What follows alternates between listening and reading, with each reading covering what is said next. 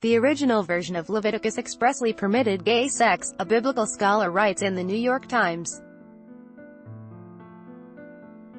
Aiden Dershowitz is a fellow at Harvard and has studied the development of the Old Testament carefully, including Leviticus chapter 20 verse 13, which reads that you shall not lie with a male as with a woman, it is an abomination.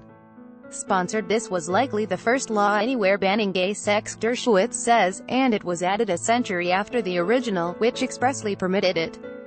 Like many ancient texts, Leviticus was created gradually over a long period and includes the words of more than one writer. Many scholars believe that the section in which Leviticus chapter 18 appears was added by a comparatively late editor, perhaps one who worked more than a century after the oldest material in the book was composed, he writes.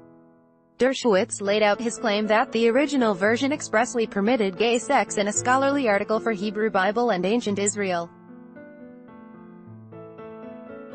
There is good evidence that an earlier version of the laws in Leviticus chapter 18 permitted sex between men, he argues. In addition to having the prohibition against same-sex relations added to it, the earlier text, I believe, was revised in an attempt to obscure any implication that same-sex relations had once been permissible.